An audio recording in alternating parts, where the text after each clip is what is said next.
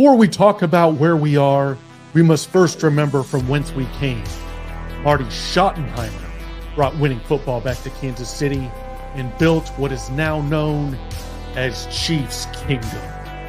We transitioned from a team built on its defense in the 90s to one of the most dominant offenses and return men in NFL history, led by Dick Vermeil. In 2012, a 2-14 Chiefs team displayed disastrous play on the field and turmoil off it.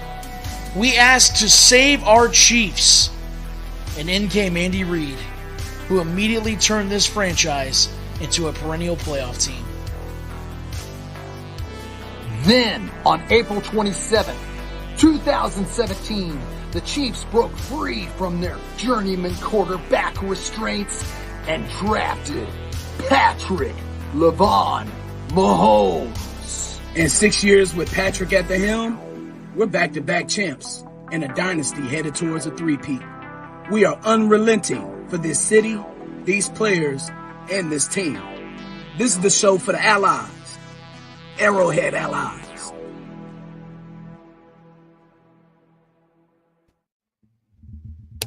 That's right, y'all want some? Come get some. And my friend Noah Groniger, don't sing it, bring it. You know where your money stays and plays here with the Arrowhead Allies every Tuesday night from now all the way to New Orleans, baby, which Charles Omenihu has gone ahead and alerted the rest of the AFC that there's no chance, no real idea in showing up the rest of this. The Chiefs are locked in for New Orleans. The AFC's got to go through the Chiefs, and he is correct, gentlemen. Lance Twidwell, Shaggy Shane Williams, Noah Groniger, we are joining you, and here in just a few moments, Pat Mahomes Sr. going to be jumping on with us. We're going to set the stage for the final preseason game here coming up Thursday and look back to, well, the only really meaningful preseason game, which took place this past Saturday. Welcome to Arrowhead Allies, fellas. How the hell are all of you? Doing great. Doing great. Good. Absolutely. Good to hear. Yeah. Good. Thanks for joining us, everyone. It's been fun. We're ready to get into this preseason game against the Lions. Carson Steele out there, really good in pass protection, made a few nice runs. And of course, everyone knows, everyone's talking about the world, the country, the nation is talking about the behind the back pass from Patrick Mahomes. Xavier Worthy showing up with two nice catches, one from Mahomes, one from Wentz for a touchdown. So Shane, I'm going to go to you first. What did you make of this Lions game? We didn't get our revenge. They get out with a 1-point win. And if you look at read the comments when I was posting about this Chiefs Lions game, Lions fans are taking solace in they beat the Chiefs twice. Yeah, it was definitely funny to see the Detroit Lions fans reply to that. I was with Clay Willer, Red Tribe Cinema last year when they dropped the banner at Arrowhead, and we had a whole row of Lions fans behind us. And when they won that game, they cried like they won the Super Bowl. And me and Clay just looked at each other and kind of laughed because it was their Super Bowl. Now they turned their season around and they had a strong run to the NFC Championship game. But if they want to take solace in this preseason game, let's hope we meet them in New Orleans for the real Super Bowl when it's time to three-peat. But for this game specifically, it was good to see Xavier Worthy play at a high level. You know, play at a level where, okay, Patrick Mahomes can trust him. Granted, it could have been a legal procedure. He had his wheels turning just a half a step, but the refs didn't see it, and it was a hell of a catch. He also made a great touchdown, 25-yard, or I think it was about 22-yard touchdown catch from Carson Wentz. When Carson Wentz threw it to a spot where he knew Xavier Worthy was going to be able to run under it because the safety tried to come up to play Rashee Rice. It was perfect. He showed his speed. I was glad to see it. Loved Xavier Worthy's play. The behind the back was definitely something you don't see normally, but I think with Patrick Mahomes, as we've said many times, you can expect the unexpected. It looked good. It created a lot of hype online and the world, and who all's watching the game, who all's watching Patrick Mahomes. It was a great play. What'd you take of this game, Lance? I think I took away from this game more than anything is that although Andy Reid is such a careful coach, this team is such a careful franchise and not giving things away on and off the field, they give some stuff away. And I'm not saying it's a bad thing. I think they showed the world, maybe even intentionally, this team's here to not only three-peat, but they're here to have fun while doing so. And I think Patrick Mahomes, obviously the behind-the-back pass, that's taken over the sports world.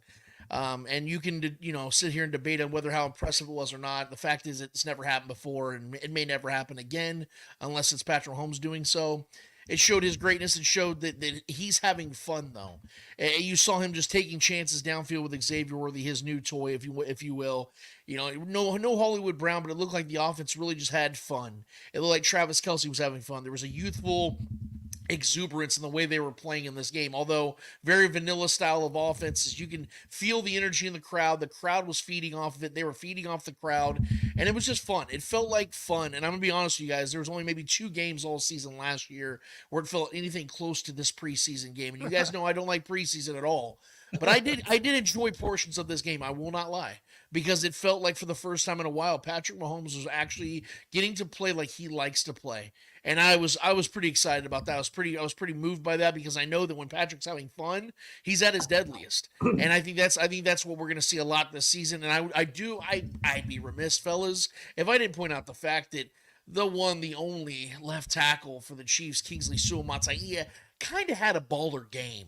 I don't know if you guys saw that he graded as one of the best left tackles in preseason, only gave up 1 pressure while being out there on the field. But it is just preseason, Lance. We don't take a lot into these I things. mean, we got to break the game down. I got to tell you the truth. My guy Kingsley Suamataia looked like a starting left tackle out there. I absolutely loved what I saw him.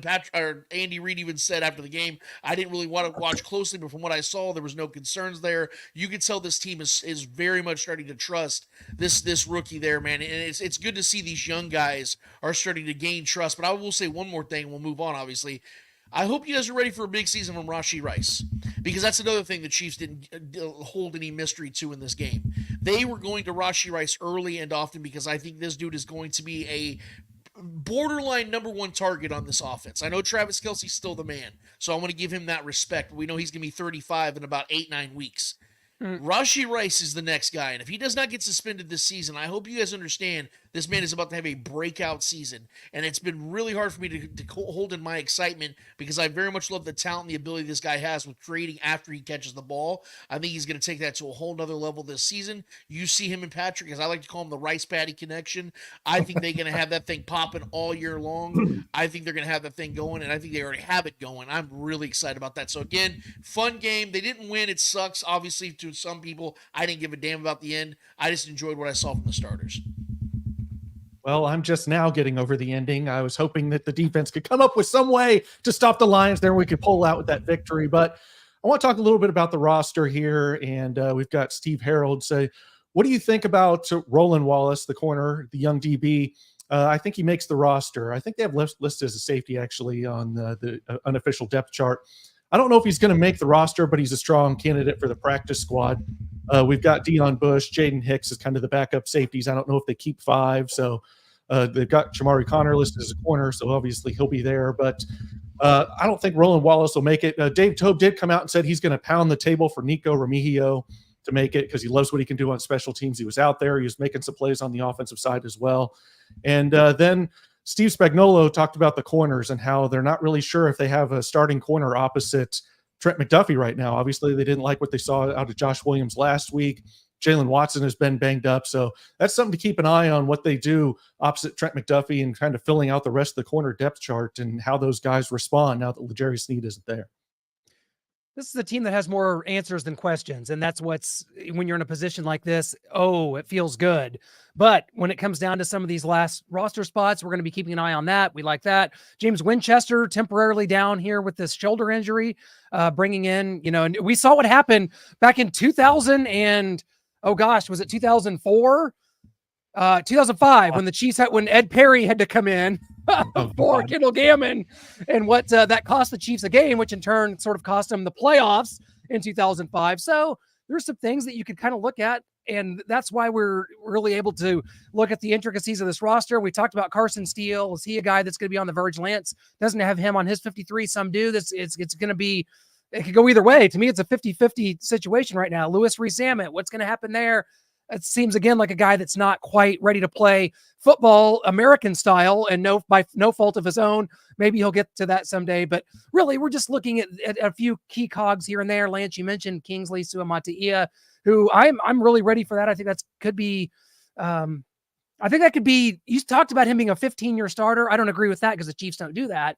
But I think he could be a 4 to 6 year starter here. We like that. You'll take that. Yeah, because otherwise you're just letting him walk and drafting another one, which is what we did for 30 years. So I don't want to do that again. So I would rather that, actually, Lance. I'm going to be with you. Kingsley for 15. And Shane, I want to go to this question. Julia Gooley, I know she's a lot over in the spoken side of things with what Lance does a lot. And y'all feel confident that our red zone efficiency will be better this season. Thank you for joining us here, Julie, on Arrowhead Allies. Shane? I think it all will be. I'm going to give the Chiefs the benefit of the doubt and think that Andy Reid didn't want to show the world what he's going to do inside the red zone. So he was very vanilla when the Chiefs got into the red zone twice. I think Andy Reid's going to have a bunch of different plays and has already worked on a bunch of different plays with this offense that he didn't want to show. Yes, it's the third preseason game. And yes, if you want to say the defense, they're not afraid to show blitzing. Spagnuolo isn't afraid to blitz in preseason. He lets the world know, hey, these guys are coming. I know it's a safety that's probably not going to make the team, or it's a linebacker that's not going to make the team in the fourth quarter. Spagnuolo is still going to coach his way, regardless of how many players are on the depth chart. Andy Reid, I believe he's gonna keep his cards close to the vest, and he's not going to show it. So I'm going to give them the benefit of the doubt going into Baltimore, or going, when the Baltimore comes here in 2.5 weeks before they decide what they're going to show. Because I think Andy Reid's not going to show them what they're going to do in the red zone. That's my opinion. I think it'll all be better. Guys, Lance mentioned it. What we saw last year was an apparition. It was caused by really the weapons and the players that were around Patrick Mahomes, and it sort of was a trickle-down effect for a lot of the season. And I think that we'll ask Pat Mahomes when he comes on here, because he and Patrick speak frequently about these things, clearly, because Pat talked last year about some of the frustrations that he had talked about on the phone with Patrick during the season, that, hey, he's got to be feeling better about things. You can just see a little bit more swagger. You can see a little bit more pep in the step. Lance, you mentioned it. Some fun was had. Didn't know that was allowed in the preseason, because the preseason, guys, that's for the Broncos and Bo Nix to go complete 8 out of 9 and 110. That's for Caleb Williams to be told he's the next big thing. He has 5 Super Bowls waiting for him. All he got to do is open the door out back of Soldier Field and pick him up. So preseason's not for us. It's not for us, Noah. Preseason's not for us. The last time I had this much fun in preseason was 2012 when Peyton Hillis was running over the Cardinals. Well, maybe I shouldn't equate those two, but let's hope we don't endure a season like that, which is impossible with Patrick Mahomes at the helm. So. Hey, Brian Daboll was brought here in 2012 to simplify the offense for Matt Castle. How'd that go? Oh, it was pretty simple for the defenses to figure out. So,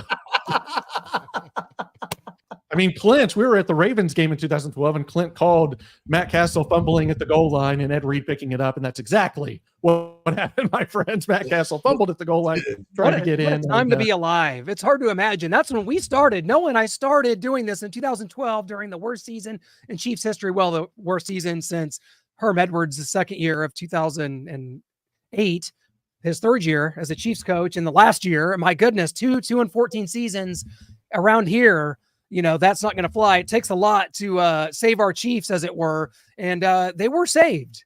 We've been saved. Spoiler alert, the Chiefs have been saved.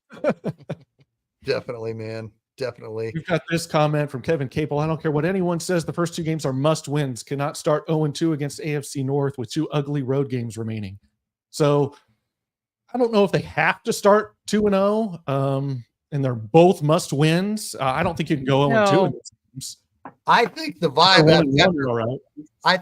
after losing, after we dropped the banner last year, the way they lost with that, I mean, the Chiefs didn't have Chris Jones, Travis Kelce, and Kadarius Toney's hands. Kadarius Toney was dropping every pass thrown to him, and we still barely lost. I think that taste, and if you remember Patrick Mahomes' press conference following that game, that taste, because of the ambiance, everything was going on in the stadium with the banner drop and the trophies and whatnot, it really left a bad taste in the Chiefs' mouths that they lost the day they dropped the banner. So I think they're going to come out ready for Baltimore. And I know Baltimore's different now. They got Derrick Henry, but I just think the Chiefs are going to be ready for that game. What do you think, Lance? Yeah, it'd be far more significant of a loss if they lose this time around in week one, especially if they go back-to-back losses to start the season, because it's the beginning of the three-peat. The anticipation is far more bigger than it was even after winning the Super Bowl the year before last season with all the expectations they already had. And it's an AFC team back-to-back weeks, two AFC teams that are coming for your throat, that are coming for the throne. There's a different context than a Lions team that could potentially get to the Super Bowl and you see them later on. This has a whole new magnitude. Like you said, the Chiefs aren't dealing with the same problems they had coming into last season with Chris Jones and the holdout, Travis Kelce with his knee, Kadarius Toney with paper plates for hands. That's not stuff they're dealing with this time around. This is a much more fresh, zealous, more focused team. Last year, it felt a little off kilter coming into that season. I don't feel that this time around. I feel like this team is very much, they have a vision set. They're very focused. They're very confident. There's no shaky ground underneath these guys. And again, it feels like it's fun. And I think there's a different vibe this time around. So if they were to find a way to go down 0-2, even though I don't believe they are must wins, because we've seen the Chiefs be a 3 seed and still win the Super Bowl, I still think that these are wins that need to happen, because this is something that I think the Chiefs need to show the world. Hey, we are different this time around. We still won the Super Bowl last year, back-to-back champs, struggled through it. This time around, though, we're going to dominate. We're going to do what we are known to do, which is put points on the board. Not only that, but you got the Chargers, who are going to be much improved, playing a last place schedule. You got to keep an eye on that, because there's a few swing games where it's like, hey, the Chiefs are going to be playing the Bengals here, while the Chargers are playing, the Steelers. We play the Steelers too, but because we play that division. But you'll see it around, and that's something to keep an eye on as these teams are trying to get up there and dethrone the Chiefs. The Chiefs have had to play a ninth straight first place schedule here. And there's only a couple of games where that comes into play, but it is something to keep an eye on. Well, good point, Clint. That brings me up to where the Chiefs play the NFC South, but they got that one game against the NFC West. Right. And because the Chiefs finished first in the AFC West, that one game is against the 49ers. So the Chargers finished third. So they're going to play last. Did they know? Was it? Yeah, I guess Chargers were last. Yeah. Okay, so then the Chargers played the last place team in the NFC West last year, which was the Cardinals. The Cardinals. So yeah, that's a good point. That's something to be concerned about. I'd rather play the Cardinals than the 49ers, because the 49ers, we got to go to San Francisco, and the 49ers are going to be sick of losing to us. I think they are really, because we beat them there October 23rd. 2022, 2 years ago, and then we beat them twice in the Super Bowl in the last 2 times in the last 5 years. So it's going to be a Lions Den when the Chiefs go there on Sunday night in October. We know Jerry Rice is going to be watching closely, and he's going to be wanting a 49ers victory, guys. For Jerry, we will not be asking him about it. He's going to be watching it at Clint's house. That's really Come on over, baby. Well, guys, we're waiting for Pat Mahomes Sr. to join us. We're just getting through some of this stuff because Pat was going to join us kind of in the middle of the show here. And, as we look through this, as we go towards this last game, God, there's hell hath no fury like the third preseason game in prior years. Revenge. I mean, my God. Oh, wow. I can't believe someone actually did this. This is great, Noah. Props to you for bringing this up. Cairo Santo, former Chiefs kicker. And I remember being horrified when he got hurt in 2017. And we had this rookie come in out of Georgia Tech named Harrison Butker to fill in, I think, for the Redskins game that year. Can I say that word? No. Yes. Sorry. Bye. Yeah, that was a hell of a game. But man, Butker was erratic. I mean, he made some long kicks, but there was also some kicks he missed. So I understand that concern early, but obviously Harrison Butker has lined himself into a situation where he's the best kicker in football, and he's proven it, and he's got the contract to back it. But yeah, Cairo Santos was a solid little guy. He was a solid little guy. I'll give him that. Andy Reid tried to remember the game against the Bears, ironically, in 2015 in October. Andy Reid marched Cairo Santos in there for a game-winning 67-yard field goal that was 15 yards wide and 15 yards short. But I think that Cairo Santos has established himself as a solid kicker in the NFL. What do you think, Lance? Yeah, I'll be real. I'll be real with you guys. First time I ever saw Cairo Santos, I didn't think this guy was gonna have a career at all. I mean, he was Right. very very undersized kicker. Didn't seem to have much of a foot at all, but he always seemed to just squeak him in. I remember the was that a double doink he had The one Denver time. game. Yeah, Broncos. I just the way he was able to squeak those kind of kicks in, I think it's just kept him alive in the NFL. And he's very good at PATs. That's one thing that he's actually great at, is hitting the ones you're supposed to hit. You know, hit the free throws. And if you're a kicker that can hit free throws, you're always going to find a job in the NFL. Yeah. And he's made playoff kicks. He's made some clutch kicks in his career.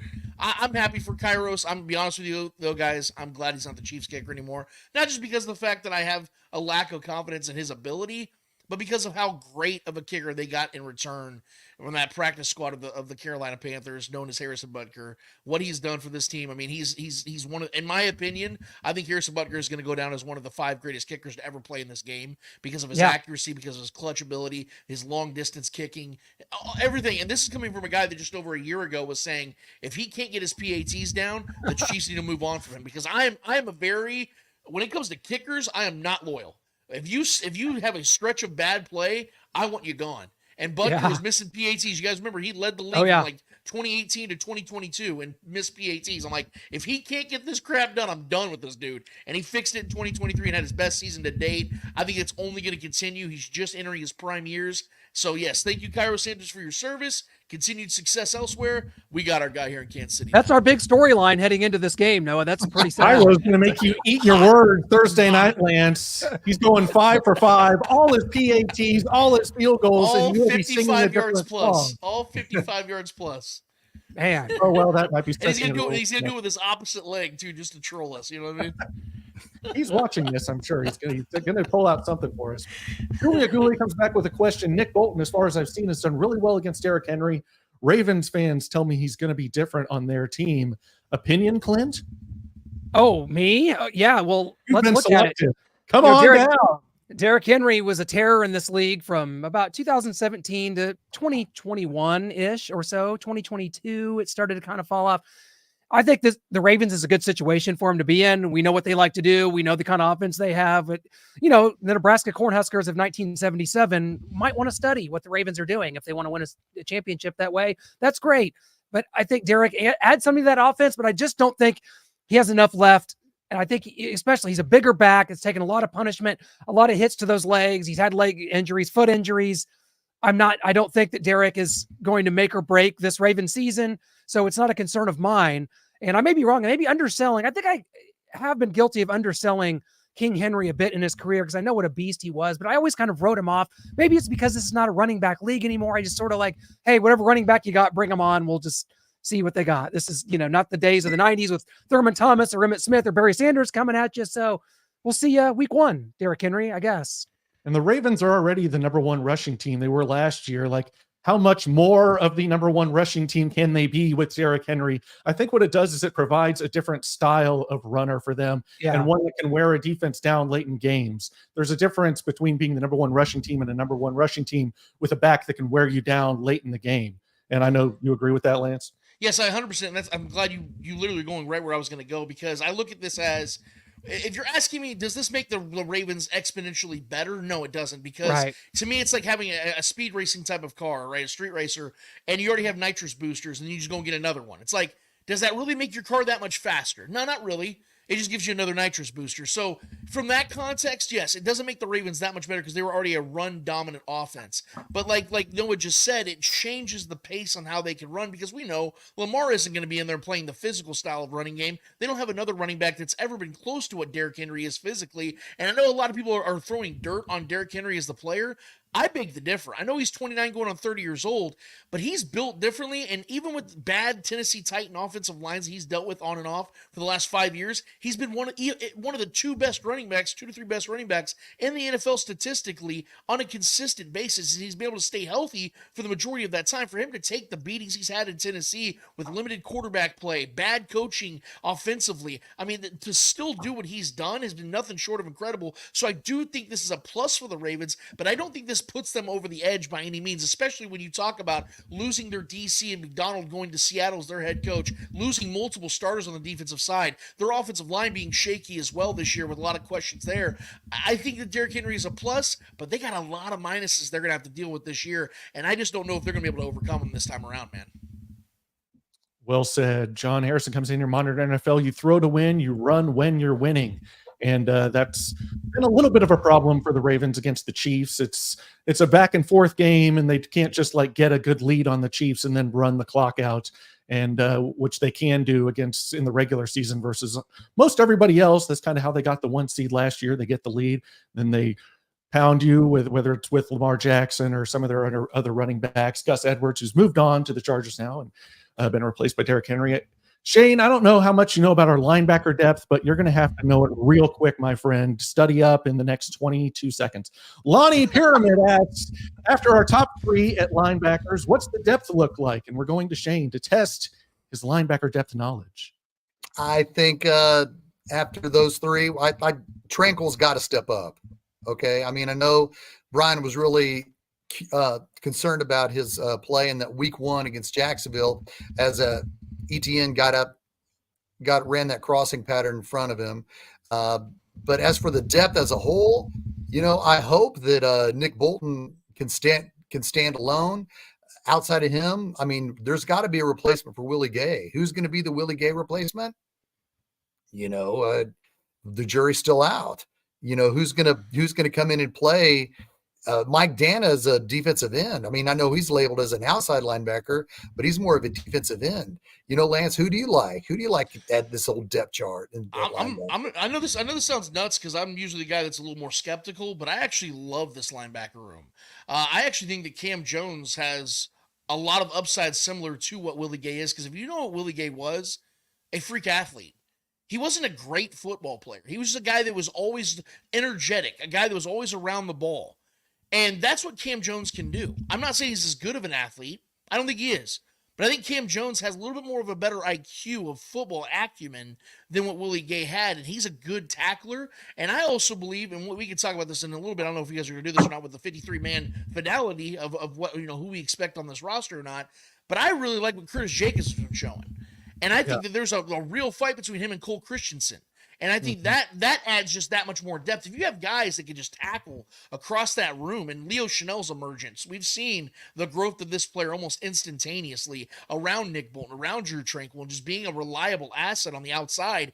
I actually really like this room. I think this room is actually deeper than people are anticipating because they're worried about Willie Gay's absence. I'm actually not.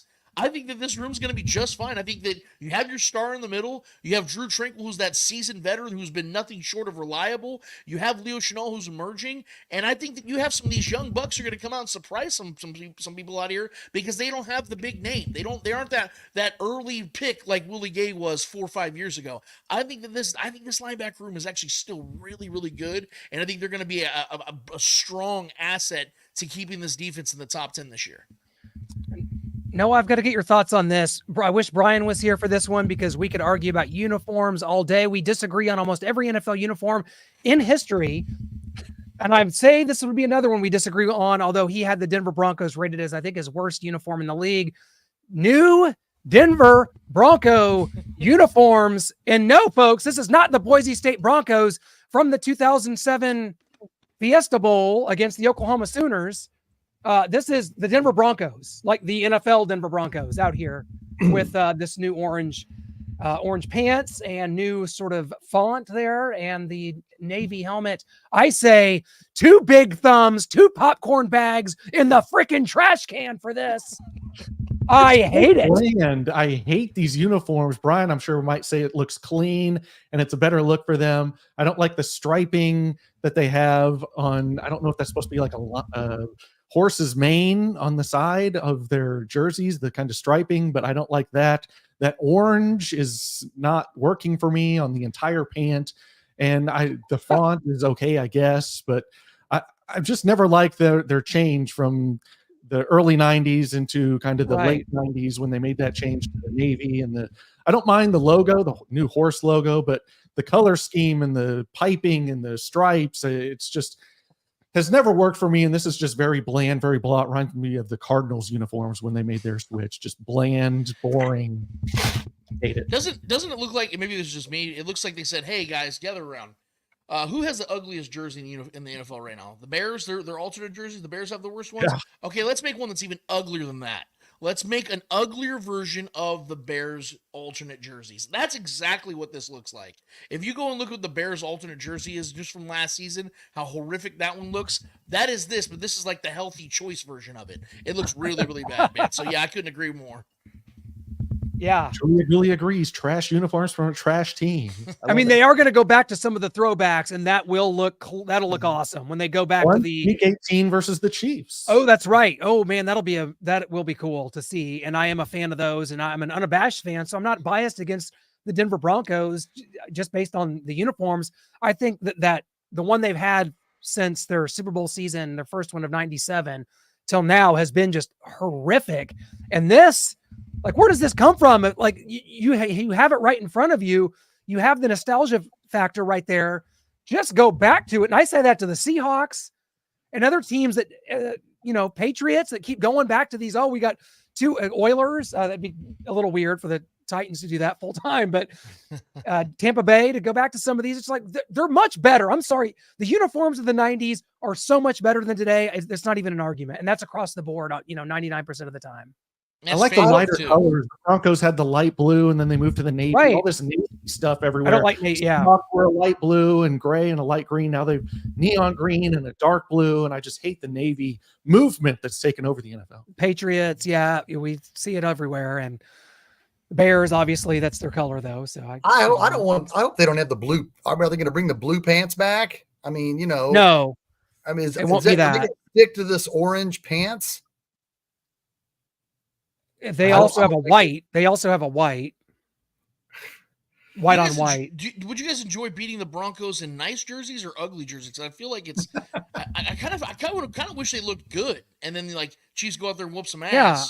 And then like, damn, you just embarrassed some good-looking guys. But when they look bad, you almost like this sympathetic complex. You're like, do we like stop scoring because like they got to go back into the locker room with these and hug their families with these still on? Like that's kind of rough, man. If you think about it. Good post-game press conferences. Yeah. On the field, post-game talk with wearing those horrific jerseys. Kevin Capel comes back. I really expect a drop off in the defensive numbers. I expect the offense to improve up enough to offset that, but we need to put it in the end zone and not kick field goals when your defense isn't in the top of the league. And Lance wants to take it. So Lance. Yeah, real quick. It's not even like I have like a big take on it. It's more I just have a question because when I've heard multiple people say this about the defense. There's like this burdening assumption from a lot of Chiefs fans where it's like, oh, the defense is going to take a step back.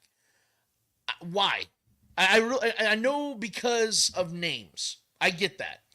But real quick, we've seen since 2019 so many changes on this defense, right? Yet they continue to get better and better as each year comes about. Why is that? Outside of 2021, which was a lot of injuries and there was a lot of mix-ups with, not knowing Tyrann Mathieu' future with the team, a lot of things like that. But outside of that season, this team's defense has been consistently good. And it's gotten better over these last couple of years. Why is that? Because Spags has finally gotten the pieces he wants to implement his defense the best way he sees fit. And Chris Jones is in his prime years. And that's the guy you build your defense around. So with all the talent on this defense, young talent, I might add, why are we so of this belief this defense is going to take this step back when we've seen them replace pieces year after year after year, even if they are good or top-tier adequate pieces like a Tyrann Mathieu or like a L'Jarius Sneed, Willie Gay, like guys come and go in this defense all the time. Yeah. But yet this defense continues to grow and mature and become much more of a dominant club, platoon. I don't understand why we're at that. And if you have a reason, I'd love to hear it. Maybe Kevin, somebody else that feels the same way, can explain it to me. I just don't see it that way. I just don't think this defense is going to take a massive step back because they got a lot of the same pieces, and Spags is still Spags, who feels like he's only getting better as a coach. I don't know. Maybe I'm looking at it from an ultra optimistic point of view, but this defense has given me a lot of reasons to continue to believe in them. And the way Brett Leach has continued to drop resources into it from free agency and in the draft, and he continues to hit. I'm not worried, guys. Maybe it's just me. I think they're going to take a little step back, and not a massive step back. I think they'll take a little step back for two reasons. One is the cornerback position, which Spags talked about, and we saw with Joshua Williams in week one. It's preseason, but I think they're going to struggle there to find the right guys, because when you have L'Jarius Sneed and then it's Joshua Williams and then it's Jalen Watson, I think they could find some problem. Maybe Najee Johnson plays more. You play both Watson and Williams, and McDuffie moves into the slot, whatever they're going to do there. I think that's an issue that could arise if Joshua Williams or Jalen Watson don't step up and really take hold of that number 2 cornerback spot. And then Leo Chenal. Yes, he's shown improvement. He's shown growth. I like him in the box. I like him if they put him at defensive end and let him get in some rush packages on known passing downs and put him there. But if he's out in space and in coverage, if he's ever going to be there, so let's say Bolton goes down, Tranquil goes down, Chenal steps into one of those, because they're mostly going to be in sub package nickel with 3 corners, 2 linebackers. If Chenal is playing full time and he's in coverage, that's a huge liability for him. He's too slow. He's not athletic to play with some of these guys that they're going to be in open space. So I worry about him there. But the reason I don't think it's a massive step back, even if those two things are problems, is because of what you said, Brett Veach and the depth that he's added to this team. And like a Chamari Connor, we've already seen big things out of Jaden Hicks. And I think you're going to see some guys step up here. I think FAU is going to be a bigger piece for us this season in his second year. So adding to the depth and keeping that growing is going to be why it's not a massive step back, but a little step back, in my opinion. Yeah. Yeah, that's fair enough. As bad as Brett Veach has been drafting wide receivers, at least we may be turning the corner on that, guys. Rashee Rice and Xavier Worthy back to back, we may be turning the proverbial corner. But as some of the mistakes that have added up before this run of receivers, it's as good as he's done on the defensive side of the ball. And I mean, that's at all positions, really, maybe save for defensive tackle, which that's the kind of the depth that I don't love right now. And, we saw Charles Omenihu go on this like GOAT Sports podcast and talk about how no one's beating the Chiefs. The Chiefs are going to, it seems going to play us at the end of the day. We're going to go into New Orleans and no one else is from the AFC. So I'll be laughing when I see some of these boys' interviews.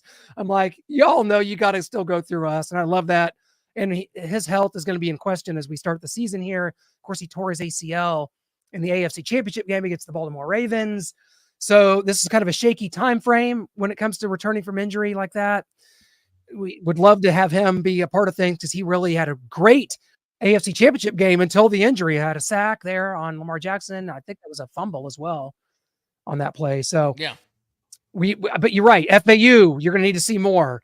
You're going to need, you still got your Stallhorse, you still got your Tershawn Whartons that are just guys that you're able to plug in and play the position, but it doesn't matter because like Lance said, it's all based around the greatest defensive tackle in the game and Chris Jones. And he's the quarterback of this defense. And we rely on that. And that's just how it's going to be going forward. Now that the Katz brothers have agreed to terms on a new contract with Chris, I think we're all good. They can sit in the stands and eat nachos. And I don't want to dominate this conversation with a back and forth with Kevin, but like I've seen his response to me about how the names that we lost were big. But here's my thing, man. The biggest thing we have to understand is that at what point did these say names? I'm assuming he's talking about L'Jarius Sneed. At what point did he become a big name? He was a 4th-round pick, a guy that nobody knew, and he was a guy they threw into the fire immediately, played 9 games his rookie season, dealt with some injuries, kind of dealt with injuries on and off for the majority of his career outside of 2023. And he flourished. Why don't we believe, seeing what Brett Veach's track record is in that position alone, that Chamari Connor is not going to not only do that, but be better. Jaden Hicks is going to elevate to a top-tier safety. The Chiefs don't have the best safety room in the league right now. Sure. That's very debatable right now with all the depth they have. So I look at this defense and I see how much talent they have and who's guiding it and who the main pieces out there. And maybe Noah's right. Maybe there will be a slight step back, but here's my thing. If you go from the second overall best defense in the league to the 6th or 7th, and we want to call that a step back, I'll live with that. Well, I don't see this being a problem. Yeah, I don't think this is going to be a 16th, 17th, 18th ranked defense, even though that's good enough to still win another Super Bowl. True. With the offense getting back, I still think this defense is top 10, man. I think they've won that benefit of the doubt, and I think they're going to be a top 10 defense because of the talent, Spags, Chris Jones, everything's still in place, man. Yeah, I think we're splitting hairs there, and I think we ultimately agree that they're going to be top 10. They might take a small step back, but they'll still be top 10. They'll still be a great defense. It's not going to be a problem that we're talking about. Like, oh God, what are we going to do? The defense is completely falling off. That's not going to be something we talk about. But we had Ethan Driscoll on this show, a reserve offensive lineman. And I know Lance loves talking about linemen, and Shane, I'm sure, loves talking about a former guest, Ethan Driscoll. So we're going to go to this. We can talk over this. But Ethan Driscoll shows some speed, some athleticism, getting out into the open, leading the way, crushing a Lions defensive back there, allowing Deneric Prince to run wide open down the sideline for a huge gain. Maybe that helps Deneric Prince. Great effort play. That just, God, that stands out, doesn't it? Just like that Giants defensive lineman running down the ball carrier, those effort plays. And I don't think that Driscoll's probably going to make this roster in any way, shape, or form. It's probably safe to say that, guys. But you love to see that. And you love to see this line athletic, versatile, and God, maybe Lance, you might be converting me 1 minute at a time. I loved watching that. I had fun. I was not asleep. I love offensive line play. I love hearing it, Clint. I love hearing it. I knew eventually if I just kept beating you over the head with it, dude, you'd finally succumb to it. That was I'm great. so happy, man. Well, good film is good film, and the fact that Driscoll is putting good film out there is gonna make it hard for him to be cut, because who would you rather keep, Lucas Niang or Driscoll? Granted, Niang is getting more playing on the right. I mean, Lucas Niang is playing more time on the right, and Driscoll's been left. But I never seen any film like that in 3 years from Niang. Have you, Noah? No, I've not seen anything. I don't think he's that athletic. He's lumbering. He's carrying a lot of extra weight up there. Someone who's not carrying a lot of extra weight and maybe could use it is Xavier Worthy. We got his plays here too. This one from Patrick. Look at that flag, right? That is. Oh, it's beautiful. Just what you want to see. Like him to keep the feet there and get another 7. Yeah, I know. That's the only thing, but we're nitpicking at that point. Made a big play. And now Carson Wentz down for a touchdown. Not really sure what the Lions secondary was doing other than just being burnt by the fastest man to ever win. Noah, he caught the ball. He caught it. You got to catch it. Xavier burned the defense so bad that Carson basically punted that ball to him, man. Like, he literally just lofted that thing. Like, hey, just take your time. Go have a tea. Now you're Skip Bayless trying to tear down a quarterback like you did with Patrick Mahomes on Jet Chip Wasp. He's like, Tyreek Hill was wide open. He basically punted that ball down there. It wasn't accurate. It took nothing. I could have done that. God. Yeah, let's ignore the fact there was a safety at top and there was a corner at the bottom. But yeah, he just lofted that ball to Tyreek Hill. I love how that half truth has always been out there. It's so funny, man. But no, that was a great. I think Xavier Worthy definitely won a lot of people over. And I'll be honest with you guys, I've been a little bit more on the skeptical side, based on his size, how great this wide receiver room was for a draft, and how the Chiefs took a massive risk in not only taking this kid in the first, but trading up for him.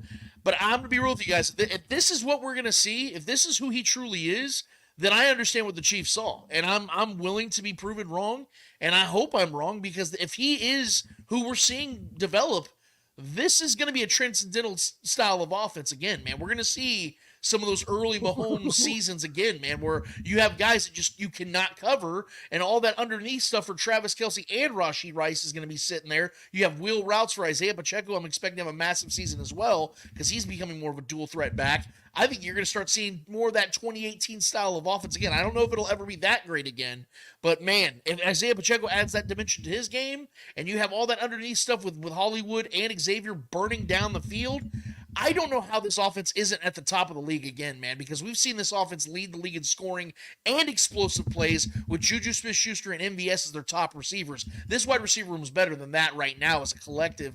I really like what I saw from Xavier Worthy, and I only hope it continues to grow from there, man, because the kid looked awesome. Yeah, and Terry Carrick on the TikTok side of things says, we will be fine. So, okay, hey, is that because Chiefs are good? Yes, it is. And it's because we've got a behind the back pass in the repertoire now, in the bag, as they say, as you see here. Patrick Mahomes behind the back to Travis Kelce. It is a sight to behold. And with that, we welcome none other than Pat Mahomes Sr. Pat, we're just showing Patrick's behind the back there, man. I'm sure you haven't seen that enough times yet. So I've seen it quite a few times. Welcome, man. How's everything going, buddy? Everything's going good, brother. Shane, start us off. Hey, Pat, I got to ask you a baseball question. You were the king of baseball in 1999 for the New York Mets. You hit over 300 You had a lot of clutch hits. And I got to ask you this baseball question, Pat. The Kansas City Royals over 12 months ago traded Aroldis Chapman to the Texas Rangers for Cole Reagans. Aroldis Chapman was part of the Texas Rangers World Series run, the first World Series title. And the Royals got in return for Cole Reagans. Fast forward to this year, Cole Reagans is the ace. Now the Royals are in the wild card contention. The Royals are 4.5 game lead in the wild card contention, but their problem has been with their bullpen late in games and the big losses. The Royals are 3-8 against Minnesota for the second wild card spot. So if it comes down to tiebreakers, Minnesota is going to hold the tiebreaker over them. So at the trade deadline, the Royals traded for Luke Urseg and Hunter Harvey. It's a two-part question, Pat. Do you feel the Royals have done enough at their trade deadline for their bullpen? And did you, being close to the Texas Rangers, did you see this Cole Reagans developing into a number one starter? Well, I mean, it seems like it was a pretty good trade for the Royals, getting a younger guy that, can go out there and eat up innings, and he's only going to get better as he gets more experience. So, I mean, I think that's a plus for him. As far as bullpen guys, that's kind of streaky. That's kind of tough. I was on that Mets team, and I pitched very, very well, for them, pretty much all year. So, I ended up being on the playoff roster and everything. But there were some guys that had pitched okay, and then we had some younger guys that came up, like an Octavio Dotel and a couple of other guys, and they end up replacing them on the roster. So what you're hoping is if you're staying where you stayed at the trade deadline, you saw something in those guys that made you think they could do it, and you're just hoping they return to form, before everything gets going. Pat, first of all, it's good to see you, man. You look healthy. You look happy. I'm glad to see you're doing well, my man. When you were on our show a while back on the Spoken podcast, you and I, we very much dug deep into the conversation of what, you've done in your life and how what you did in your career and your life prepared your son for the glory, for the fame, for the NFL, for everything that came with it. And we talked in depth about that, and that was a great conversation. But now we've seen a lot of time pass, and Patrick's not only become this mogul superstar in the sports realm and in the entertainment world as a whole, but now he's a father of multiple children. He's a husband, and his life as a whole is taking off. Now this is that second chapter, if you will, of being that professional athlete where everyone's watching your every move, and you got all this pressure on you, and you got this three-peat, on the horizon. He's got all these goals he's set out, and he's finally reaching all of them. And he has probably so many people he goes to for advice. He's got agents, he's got friends, he's got, teammates, coaches.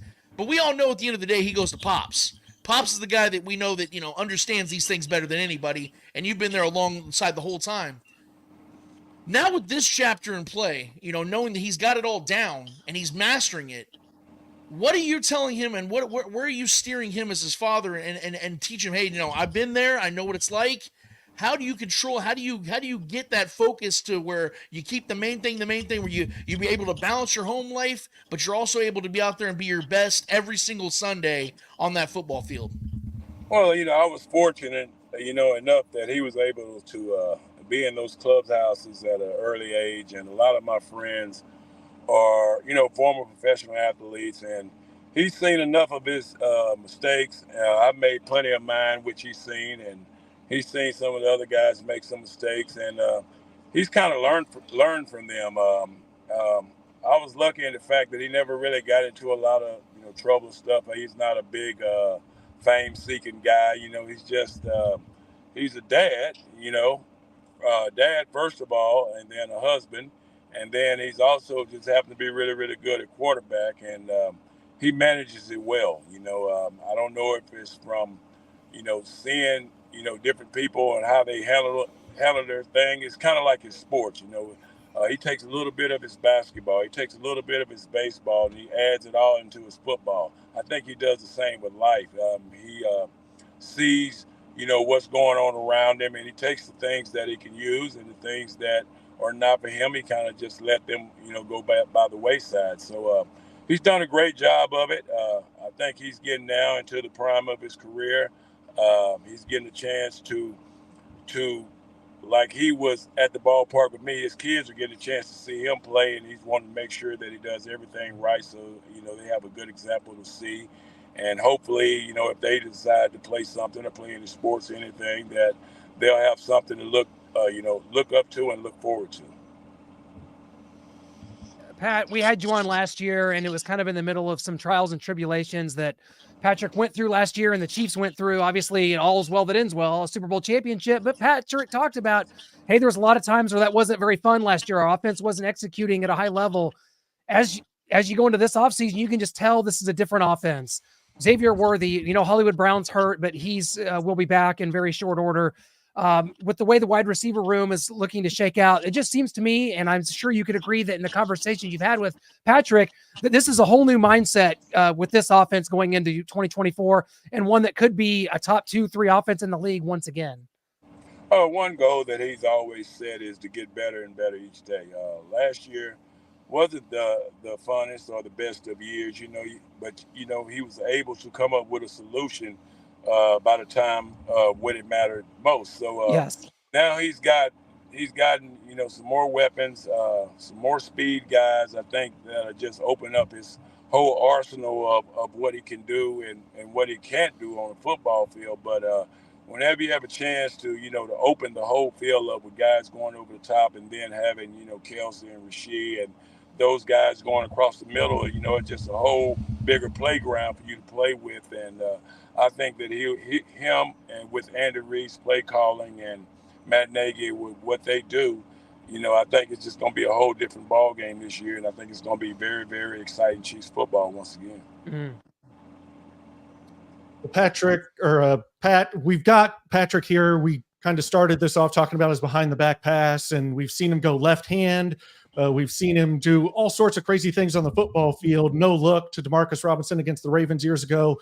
Does he ever surprise you? It kind of reminds me of that quote you had at the Super Bowl with Patrick saying, "I ain't never seen nothing like you, man." Does he ever surprise you with what he can do on a football field?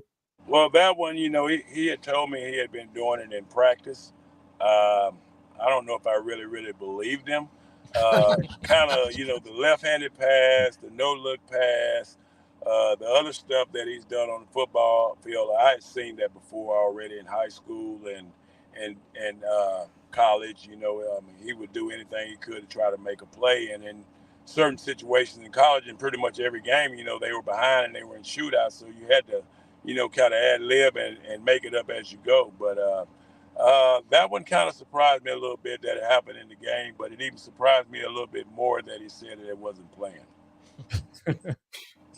Pat, you've talked about on the Big Mahomes show, and you've told me in person that what Alex Smith did for Patrick his rookie season was huge, because you did not get that as a rookie with the Minnesota Twins. You said on the Big Mahomes show that, Jack Morris was kind of hesitant when you came in there in 1992, and he was just the Major League World Series MVP in 1991. Jack Morris didn't want to show you a lot, but Alex Smith showed Patrick everything. Alex Smith made Patrick Mahomes' growth in the NFL a lot easier. The reason why I'm bringing this up is because a lot of players, a lot of franchises, and we had Joe Theismann on here last month, and Clint talked. We had Rich Gannon on here last week, also the 2002 NFL MVP.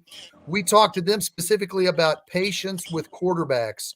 And Joe Theismann agreed that a lot of these franchises aren't showing the patience to develop these quarterbacks. You see what Matt Nagy went through when he had to take over. He didn't draft Mitch Trubisky, but he took Mitch Trubisky to the playoffs twice. And then he was the NFL Coach of the Year in 2018. But then they quickly got rid of him and brought in Justin Fields. And now you see them with the Bears' new quarterback. My question is, do you feel it would be better for these young quarterbacks coming to the NFL franchise if they would sit their rookie season and learn from a veteran the same way that Patrick did? Well, I mean, it can't hurt, but, each guy's different. I think Alex did a hell of a job with Patrick, and I praise him for it.